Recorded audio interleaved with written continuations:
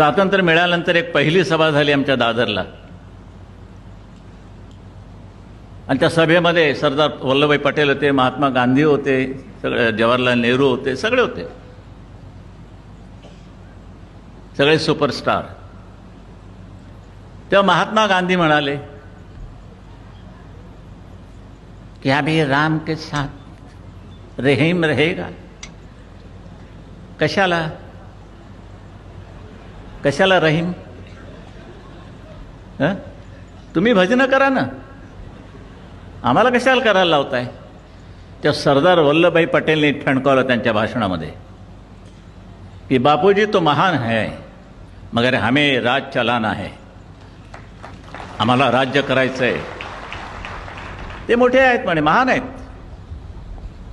पण हे नसतं लफडं आमच्या मागे लावून अहो शेवटी राज्य आम्हाला करायचं. आणि आज तरी काय चाललंय, भयंकरच चाललंय. 2.5 कोटीचे हिंदू 22 कोटीवरती गेले. काय दुसरा उद्योगधंदा आहे की नाही तुम्हाला? कोणासाठी? अहो तुम्ही नका आमच्या देशाची लोकसंख्या वाढवू, आम्ही अगदी मजबूत आहोत. उलट काही मदत लागली तर आम्हाला सांगा.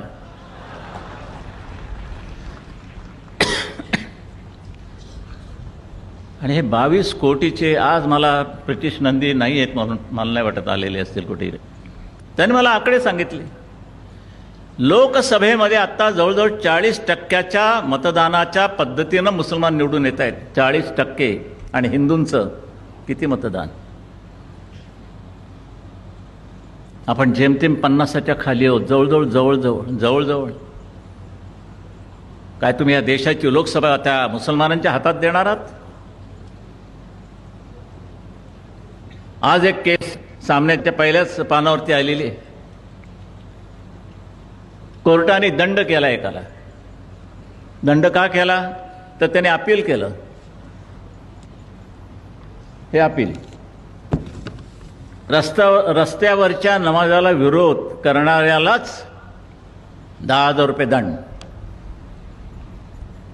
तो म्हणाला रस्त्यावरती करतायत, रेल्वे प्लॅटफॉर्मवरती करतायत, आणि आमची पंचायत होते. हे कसले रेल्वे प्लॅटफॉर्म नमाज काय, रस्त्यावरती नमाज काय, आणि आमच्या महाआरत्या तुम्ही बंद करताय. म्हणजे सगळी अगदी दाणकी बसतात ते आमच्या टाळक्यात बसतात आणि आमच्या कंबरड्यात बसतात. न्यायमूर्तीने 10,000चा दंड केला. तर बिचारा त्याचा वकील उभारून सांगायला लागला की बघा जरा हे जास्त बोलाल तर आणखीन 10,000 रुपये वाढवीन. अरे तिच्या काय न्याय? हे आम्ही सहन करायचं.